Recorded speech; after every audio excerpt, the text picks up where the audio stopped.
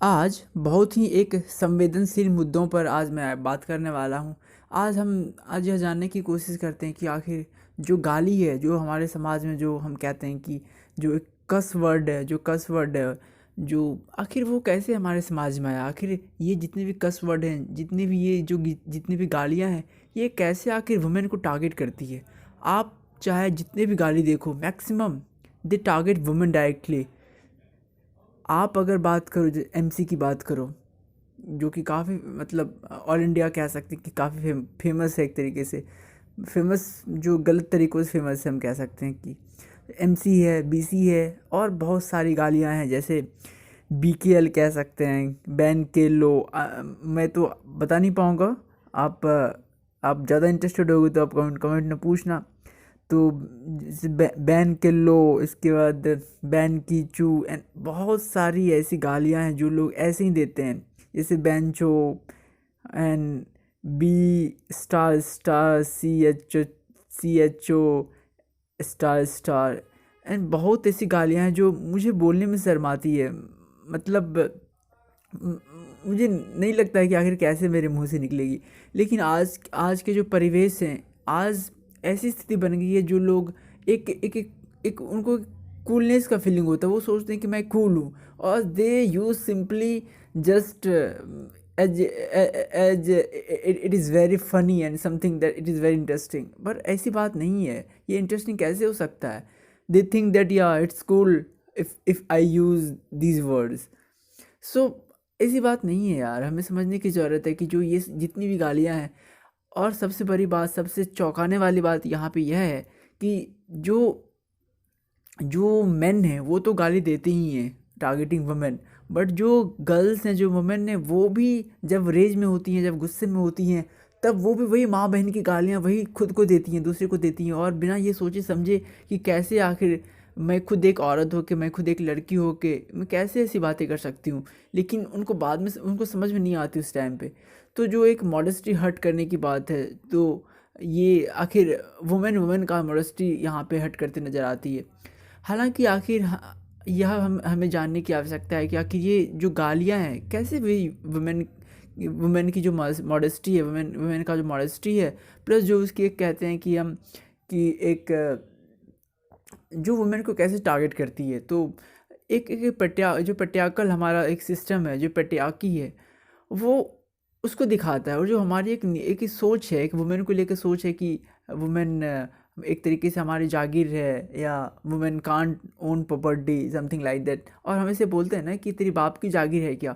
क्या आपने कभी ऐसा सुना है बोलते हुए कि क्या तुम्हारी माँ की जागीर है, क्या तुम्हारी माँ का जागीर है? हम ऐसा कभी नहीं सुनते हैं। क्यों नहीं सुनते हैं? क्योंकि समाज ने हमें ऐसे बता के रखा है। समाज हमें यह बताना चाहती है कि एक जो मदर होती हैं, जो एक लेडीज़ होती हैं, वो दे कांट ओन प्रॉपर्टी, वो प्रॉपर्टी ओन नहीं कर सकती।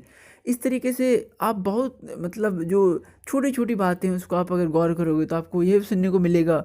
क्या आप अक्सर सुनते हुए कि तुम्हारी माँ बहन एक कर दूंगा। आखिर ये ऐसी बातें क्यों करते हैं? ऐसी बातें यूँ करते हैं कि आपके जो आपका जो एक जो व्यक्तित्व है, उसको वो चैलेंज करते हैं कि you can't you protect your women, you can't protect your sisters and mother's.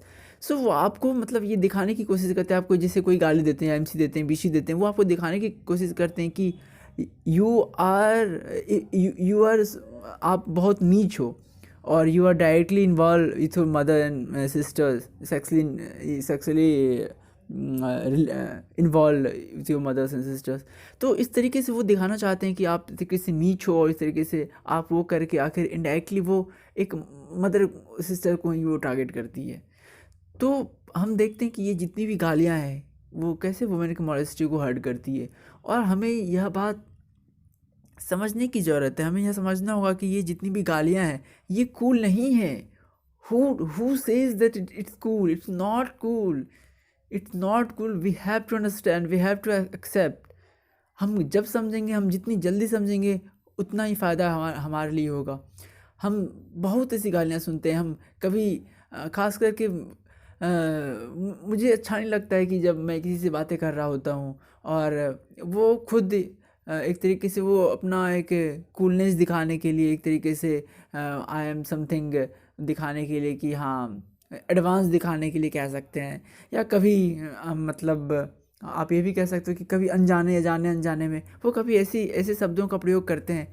लेकिन हमें सतर्क रहने की ज़रूरत है कि आखिर ये सब जो गालियाँ हैं, ये सब जो एक नेगेटिव वर्ड्स हैं, आखिर ये नेगेटिव वर्ड्स कैसे हमारे माइंड के ऊपर एक प्रभाव डालता है। क्योंकि when you talk about fact and when you talk about something that it directly draws there, हमें वो वहाँ पर खींच के ले जाती है कि वो सोचने को मजबूर करती है कि या दिस दिस इज़ दैट। तो हमें उस चीज़ से बचने की ज़रूरत है। हमें नहीं चाहिए कि जो निगेटिव वर्ड्स हैं हम उसका यूज़ करें, जो भी कर्स वर्ड है, जो गालियाँ हैं उसका यूज़ करें। आखिर इसकी ज़रूरत हमें क्यों पड़ती है? क्यों ना हम एक अच्छे वर्ड का यूज़ कर सकें। और अक्सर देखने में ये भी आता है कि जब अक्सर कोई अगर दूसरे जो गालियाँ देते हैं हमें, तो हम फिर उसको दोहरा के देने लगते हैं और उसको हम जलील करने की कोशिश करते हैं। तो फिर यहाँ से बात आगे बढ़ती है और फिर जो एक गाली का सिलसिला है वो चलते ही जाता है। लेकिन इस पे एक जो हमें गहरा मंथन करना होगा इसके ऊपर, जो विचार करने की ज़रूरत है कि आखिर हम क्या कर सकते हैं। क्या गाली का जो एक हम जवाब है, क्या गाली से ही दे सकते हैं या कोई और तरीका हो सकता है। तो इस तरीके से हमें अपनी जो सोच है वो बदलने की ज़रूरत है। और सबसे पहले जो इसका सबसे प्रमुख कारण है वो शिक्षा की कमी है। जैसे भारत में पता है कि कितनी गरीबी है, और ख़ास करके जो लॉकडाउन है या इससे पहले भी जो जब कैपिटलिज्म आया, तो जो कहते हैं कि जो एक जो मनी का है वो एक्यूमुलेशन होता गया। तो एक ही लोगों के पास में वो मनी एक कलेक्ट होते रही, और जो बाकी के जो पुअर्स हैं वो और भी पुअर होते गए। और ख़ास करके जो लॉकडाउन हुआ ये तो प्रॉब्लम को और एग्रीवेट करती है। तो जो एक जो इलिटरेट की स्थिति है, जो एजुकेशन की यहाँ पे कमी है, और जो इस कारण से लोग सोशलाइज नहीं हो पाते हैं क्योंकि लोगों को शिक्षा नहीं मिल पाती है। और इस तरीके से ना तो उसको कुछ कुछ अवेयरनेस मिल पाता है, ना तो स्कूल में सिखाया जाता है, ना तो घर में सिखाया जाता है। और इसका परिणाम यह है तो होता है कि हम जो गालियों के रूप में या और भी जो समाज में बुराइयां हैं उसके रूप में हमारे सामने में आते ही रहती है और हम इसको अनुभव करते हैं। तो जो एक हमारी एक नैतिक जिम्मेदारी है कि हम जो भी बोलें उसको समझ के बोलें। और यह हमें समझना होगा कि यह कूल नहीं है, ये आपके ही आपकी जो स्थिति है उसको उसको कम करती है, जो आपके जो विचार हैं उसको ही गंदा करती है। तो हमें यह अच्छे से समझना होगा। और जो अगर आपको कोई गालियाँ दे रहा हो तो उसका कुछ और तरीका हो सकता है, तो उस तरीके को आप अपनाइए। ये नहीं कि आप भी उसको गालियाँ देना स्टार्ट कीजिए। और दूसरी बात, जो आखिर जो शिक्षा के अलावा और हम क्या कर सकते हैं।